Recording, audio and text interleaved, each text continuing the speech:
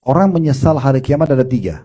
Yang pertama penyesalan abadi, yang sifat mereka meninggal dalam keadaan kafir atau munafik di dunia. Ini penyesalan abadi. Mereka menyesal selama-lamanya. Karena mereka masuk neraka, Allah selalu bilang tentang mereka dalam Al-Quran, khalidina fiha, kekal selamanya. Golongan yang kedua adalah orang yang nanti pada saat ditimbangan amal, dosanya muslim, tapi dosanya lebih berat daripada amal solehnya. Sehingga dia harus masuk neraka dulu. Dibersihkan dosanya baru masuk surga. Ini menyesal dia. Karena 1 hari saja di neraka, itu sama dengan 1000 tahun waktu kita di dunia. Jadi terlalu lama waktunya di sana. Jadi lebih baik jangan ikut golongan ini. Makanya kalau berbuat amal soleh aja. Dosa tutup aja pintunya. Kalau pernah buat, bertobat. Tidak usah lagi dibuka. Karena nanti bisa mendatangkan penyesalan di timbangan amal. Kalau misalnya pahala bapak ibu 999. Dosanya 1000, masuk neraka dulu. Kan jadi masalah ini. Akhirnya akan nyesal. Makanya caranya mumpung masih hidup, segera tutup pintu dosa dan bertobat dari masa lalu. Sekarang tinggal sibuk dengan amal-amal soleh. Yang lalu sudahlah. Itu berlalu.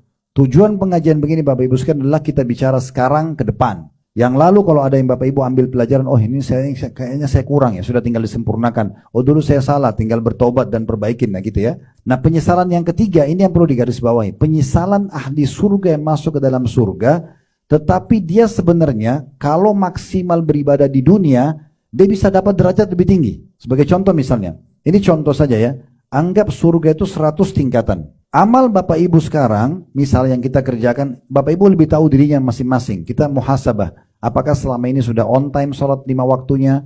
Apakah sudah jaga kehusyuannya? Sudah jaga sholat sunnah rawatib, qabliyah ba'diyahnya? Sholat duhanya bagaimana? Sholat malamnya bagaimana? Baca Quran, zikirnya, semua kita tulis. Kita cari tahu nih. Nah kita lebih tahu. Dari amal itu, itulah derajat kita di surga. Anggaplah Bapak Ibu sampai ke derajat 60. Misal. Nanti kalau masuk surga, anggap lolos, tidak masuk neraka, timbangan amal masuk surga, tapi sekali masuk di level 60, dia nggak bisa naik lagi. Dia nggak bisa pindah ke level 61, 62, nggak bisa. Karena surga Allah ikutkan setelah jannah khalidina fiha, kekal selamanya. Nah, yang menentukan kita bisa pindah dari 60 ke 90 ke 100 itu sekarang di dunia. Jadi nanti ada orang di surga itu dia nyesal juga.